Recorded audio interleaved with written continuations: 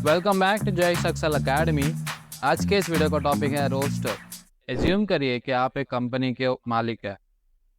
आपकी कंपनी में 9 लोग काम करते हैं, अलग अलग शिफ्ट्स पे काम करते हैं और आप उनका हर दिन का डेटा मेंटेन करते हो एक एक्सेल रिपोर्ट में।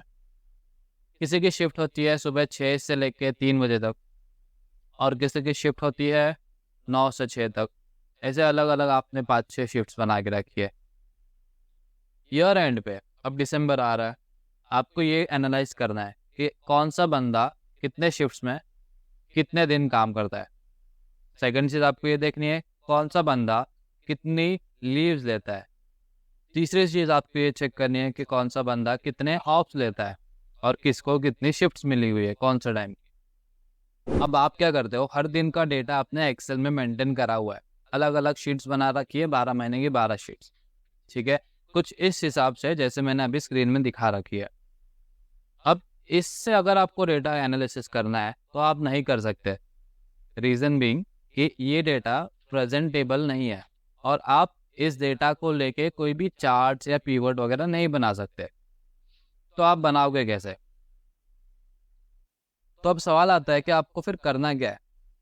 आपको अगर ये सारी इनसाइट्स चेक करनी है तो इस वीडियो में हम यही देखने वाले हैं कि आप इस अनस्ट्रक्चर्ड फॉर्मेट से आपके एम्प्लॉयज़ के ईयरली डिटेल्स कैसे निकाल सकते हो।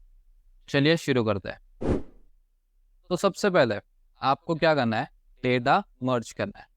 अब यहाँ पर ये मैंने एक डमी डेटा लिया हुआ है यूएस की कंपनी का, ठीक है, जिसमें हमारे इंडियन कुछ एम्प्लॉयज़ है जो काम करते हैं। ये मेरे 9 एम्प्लॉयज़ है, ठीक है। अब यहाँ पे आप देखोगे तो मैं थोड़ा जूम आउट करके आपको दिखाता हूँ। ये है मेरा जनवरी का डेटा, ये मेरा फरवरी का डेटा, मार्च, अप्रैल, मई, जून और ऐसे करते करते करते करते करते पूरे दिसंबर तक का डेटा है और दिसंबर एंड हो रहा है मेरा, आज की तारीख है 25। ठीक है, तो अब पूरे साल में मेरे पास यही 9 एम्प्लॉयज़ है। ये मेरा एजम्पशन है इस वीडियो में, ठीक है। सबसे फर्स्ट स्टेप आपको करना है मर्जिंग, जो मैंने यहाँ पे ऑलरेडी कर रखा है। सेकेंड स्टेप आपको ये चेक करना है कि आपके डेटा में कोई सेल्स आपने कहीं कोई मर्जिंग वगैरह तो नहीं करके रखा है। बिकॉज अगर आपने किसी डेटा में कोई अगर मर्ज कर रखा होगा तो आप उससे आगे प्रोसेस नहीं कर सकते। अब मर्ज सेल ढूंढने के लिए आपको प्रेस करना है Ctrl+F। आपको यहाँ पे ऑप्शंस पे क्लिक करना है, देन ये जो एरो दिख रहा है यहाँ पे क्लिक करना है, फॉर्मेट पे क्लिक करना है। अलाइनमेंट के अंदर आपको यहाँ पे एक मर्ज सेल्स का ऑप्शन दिखेगा, इस पर आप क्लिक कर दो तो ये चेक हो जाएगा। प्रेस करो ओके और फिर यहाँ पे आने के बाद फाइंड ऑल। अब ये बता रहा है कि आपके 3 मर्ज सेल्स एक्सेल को फाउंड हुआ है, ठीक है। 3 मर्ज सेल्स कौन से हैं तो ये हम देख लेते हैं कौन से कौन से कौन से। ये मैंने शिफ्ट दबा के डाउन एरो दबाया, ठीक है। अब क्लोज करते हैं। तो सबसे पहला मेरा जो डेटा आ रहा है वो एक आ रहा है यहाँ पर, ठीक है। दूसरा मैं एंटर दबाता हूँ तो मेरा आ रहा है यहाँ पर। तीसरा मैं एंटर दबाता हूँ तो मेरा आ रहा है यहाँ पर, ठीक है। तो मैंने ऑफ वाला 2 मर्ज कर रखा हुआ है और एक नेम मर्ज कर रखा हुआ है। अब इसको हम कर देते हैं अनमर्ज। अनमर्ज हो गया। अब यहाँ पे इसका ये और ये ऑफ था, ये और ये ऑफ था, तो हम दोबारा इसको ऑफ ऑफ कर देते हैं, ऑफ ऑफ, ठीक है। अब हमारे अनमर्ज वाला काम अपना हो गया। Second step data cleaning. अब डेटा क्लीनिंग में आपको ये ध्यान रखना है कि आपके डेटा में कोई भी एक्स्ट्रा स्पेस, एक्स्ट्रा रोज, एक्स्ट्रा कॉलम, बीच में कोई ब्रेक है तो नहीं, ठीक है। अब इस केस में मुझे ये डेटा क्लीन करने का मतलब ये भी हो गया, अब मुझे ये ज़रूरत नहीं है कि मेरे कौन से वीक में वो एम्प्लॉय ने काम किया। मेरे लिए इंपॉर्टेंट है कि कौन से डेट पे उस एम्प्लॉय ने काम किया, कि इस हिसाब से मैं पीरियड निकाल पाऊंगा। अब हम क्या करते हैं, वीक्स वाला जो ऑप्शन है उसको हम निकाल देते हैं, ठीक है। उसके लिए सिंपली हम डेटा को पूरा सिलेक्ट करेंगे और लगाएंगे एक फिल्टर।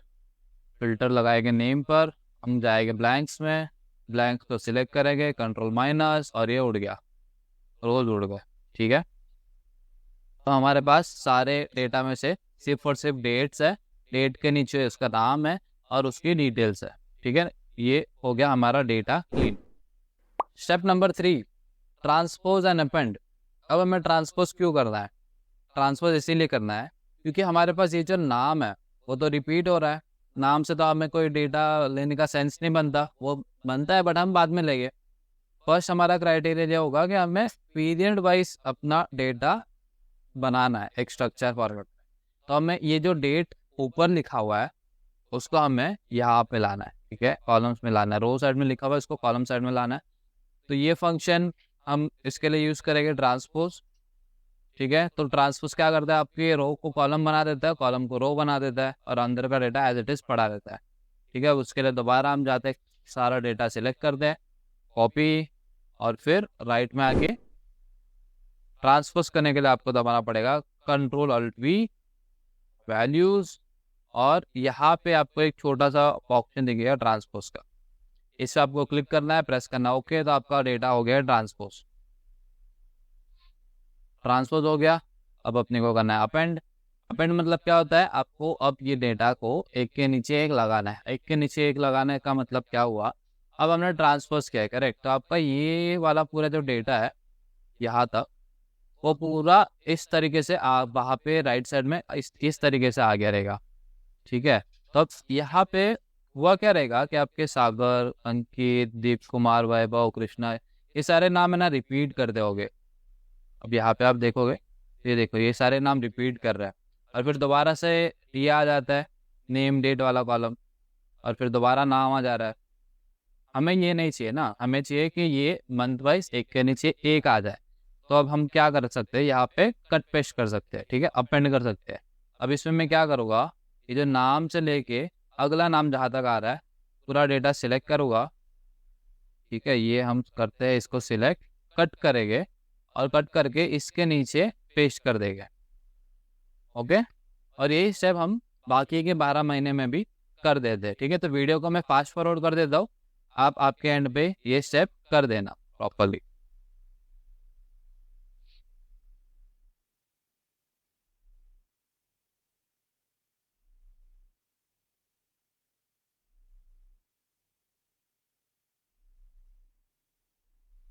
ये मेरा डेटा सारा अपेंड हो चुका है, ठीक है। अब हम यहाँ पे लगाते हैं फिल्टर, इस डेटा में हम लगाते हैं फिल्टर। अपेंड करने के बाद हमें जो भी अननेसेसरी डेटा है उसको दोबारा क्लीन करना पड़ेगा, ठीक है। जैसे कि अब यहाँ पे मैं अगर फिल्टर लगाता हूँ तो मुझे डेट्स तो मिल गई, ठीक है, बट ये जो नेम वाला रो है वो रिपीट हो रहा है।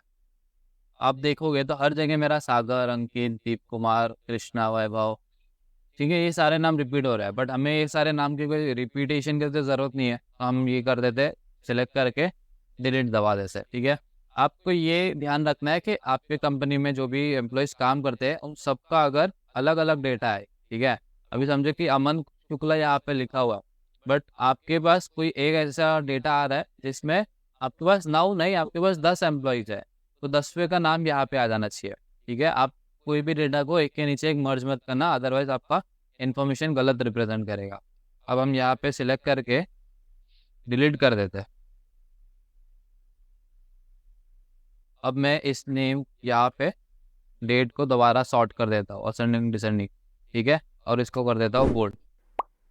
स्टेप नंबर 4, अब इस डेटा को हमें करना है unpivot using Power Query. Power Query Excel में एक इनबिल्ट फंक्शन है जिसकी मदद से आप काफ़ी सारी एडवांस चीज़ें आपके माउस के थ्रू कर सकते हो। आपको कीबोर्ड चलाने की ज़रूरत ही नहीं, आप आपके माउस से कुछ कुछ डेटा खाली अरेंज करो, क्लिक करो, और आपका काम हो गया। अब इस डेटा को हमें, ये फिर भी टेबुलर फॉर्मेट में, ये उस फॉर्मेट में जिस फॉर्मेट में पीवट हमको डेटा देता है, इसको हमें एक ऐसे डेटा में कन्वर्ट करना है जहाँ पे हमारे पास एक तरफ नाम हो, फिर डेट हो, और उसका टाइम आ जाए। मतलब यहाँ पे मेरे पास आ जाए सागर, और यहाँ पे आ जाए उसका टाइम, और यहाँ पे आ जाए उसका शिफ्ट, ठीक है। और इसी तरीके से मुझे बाकी के सारे डेटा भी ऐसे मिल जाए, एक के नीचे एक, एक के नीचे एक, तभी मैं उस डेटा में से एनालिसिस कर पाऊंगा। अब इस डेटा में से मैं एनालिसिस नहीं कर सकता। सबसे पहले आपको इस टेबल को एक ऑफिशियल एक्सेल टेबल बनाना है, ठीक है।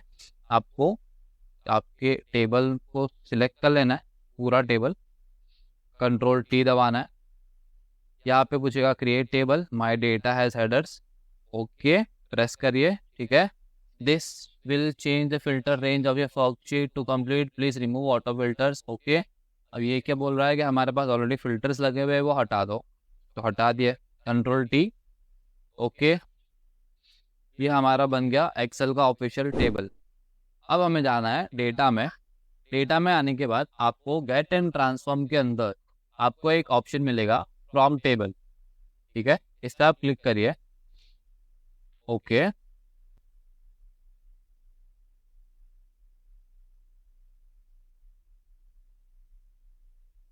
ओके,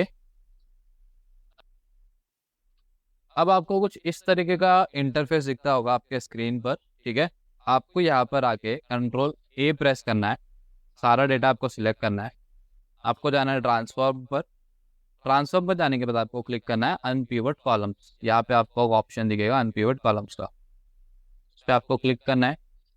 जैसे आप क्लिक करोगे आपका डेटा हो जाएगा अनपिवट।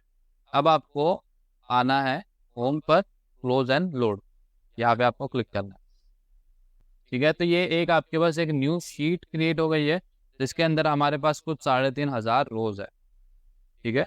अब इस डेटा को हम दोबारा से कॉपी करेंगे और साइड में एक पेज टाइज वैल्यू कर देंगे, ठीक है। हमारे पास यहाँ पे आ रहा है डेट, उसके नीचे आ रहे हैं हमारे एम्प्लॉयज के नाम। आप डेट को देखोगे तो डेट हमें यहाँ पे कॉलम के अंदर ही मिल रही है, बट हमें चाहिए डेट को लेफ्ट साइड में, अलग से हमें डेट चाहिए। इस केस में हम क्या करेंगे, डेट को बाहर निकालना पड़ेगा, ठीक है। जहाँ जहाँ पे भी हमारे पास डेट आ रही है उस जगह को हम फिल्टर लगा लेते हैं और फिर डालते हैं इक्वल टू, या इसको सिलेक्ट कर लेते हैं, ठीक है। अब इस डेट को, इस फॉर्मूला को हम पूरी जगह पे कॉपी पेस्ट कर देते हैं। नीचे मैंने हर जगह पे इस डेट का शिफ्ट करके यहाँ पे लगा दिया, ठीक है। अब हम इसे पेस्ट स्पेशल मार देते हैं इसी जगह पे।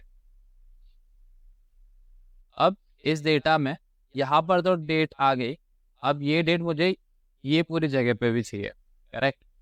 अब मैं जाऊँगा दोबारा एंड पे जाऊँगा, यहाँ पे डेटा इतना मैं सिलेक्ट कर लूँगा, ठीक है। मैंने सिर्फ सिलेक्ट करा हुआ इस डेटा को। अब मैं इसका प्रेस करूँगा कंट्रोल जी, फिर जाऊँगा स्पेशल में जाने के बाद हम क्लिक करेंगे ब्लैंक्स। ओके, अब यहाँ पे इक्वल टू दबा के ऊपर वाले डेटा को सिलेक्ट कर देंगे और प्रेस करेंगे कंट्रोल एंटर, ठीक है। अब इस डेटा को हम कॉपी करके यहीं पे पेस्ट स्पेशल मार देते हैं। अब ये क्या हो गया कि आपके पास यहाँ पे नेम से लेके पूरा, जब तक अगला सीरीज नहीं आ जाता, अगला डेट नहीं आ जाता, उसके सामने आपको डेट दिख जाएगी, ठीक है। अब हम यहाँ पे लिख देते हैं कि ये है डेट, ये है मेरी शिफ्ट।